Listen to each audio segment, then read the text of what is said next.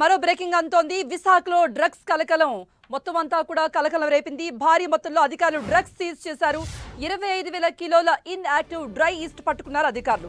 Visakha పోర్ట్లో shipping container స్వాధీనం చేసుకున్నారు.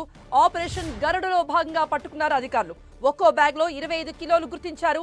Interpole సమాచారంతోనే CBI రంగంలో దిగింది. బ్రెజిల్ నుంచి వచ్చిన కంటైనర్ లో డ్రగ్స్ దొరికాయి.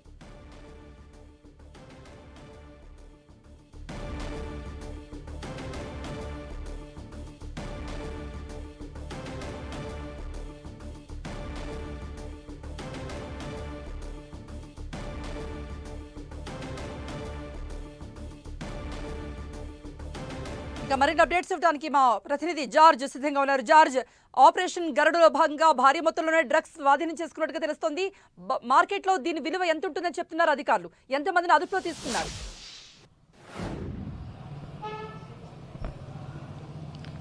దీనికి సంబంధించి చూసుకున్నట్లయితే కనుక సిబిఐకి వచ్చిన సమాచారం మేరకు ఆపరేషన్ గరుడల పేరులో భాగంగా ఒక షిప్పింగ్ కంపెనీ పేరుతో ఈ డ్రగ్స్ అనేవి బ్రెజిల్ నుంచి వచ్చినట్లు ప్రాథమికంగా గుర్తించడం జరిగింది. మొత్తంగా చూసుకున్నట్లయితే కనుక ఒక్కొక్క బ్యాగులో 25 కేజీల ఎండిఎం పౌడర్ ఉన్నట్లు కూడా వారు గుర్తించారు. మొత్తం 1000 బ్యాగులు అంటే 25 కేజీల విలువైన ఈ డ్రగ్స్ని అయితే స్వాధీనం చేసుకున్నారు. ఒక షిప్పింగ్ కంపెనీకి సంబంధించిన కంటైనర్లో బ్రెజిల్ నుంచి ఇది రావడం జరిగింది. అయితే చాకచక్యంగా ఇటు కస్టమ్స్ అధికారులతో పాటు సిబిఐ అధికారులు సైతం కూడా వారికి వచ్చిన సమాచారం మేరకు అయితే రైడ్ చేసి పట్టుకోవడం జరిగింది. అయితే దీనికి సంబంధించిన ఎంక్వైరీ అనేది ఇంకా కొనసాగుతుంది. ఫర్దర్ విషయాలు అనేవి త్వరలోనే వెల్లడిస్తామంటూ కూడా సిబిఐ ఒక ప్రకటన అయితే విడుదల చేయడం జరిగింది. ఆ ప్రకటనలో సైతం కూడా సిబిఐ పేర్కోవడం జరిగింది. ముఖ్యంగా చూసుకున్నట్లయితే కనుక ఈ విశాఖకు సంబంధించి చూసుకున్నట్లయితే ఈ డ్రగ్స్ ఎందువల్ల ఎక్కడికి చేరవేస్తూ ఉన్నాయి, ఈ షిప్పింగ్ కంపెనీ పేరు మీద రావడానికి గల కారణం ఏంటి, బ్రెజిల్ నుంచే ఇక్కడికి ఎప్పటి నుంచి వస్తూ ఉన్నాయి అనే దాని మీద అయితే లోతైన విచారణ అయితే కొనసాగుతుంది. ప్రస్తుతానికి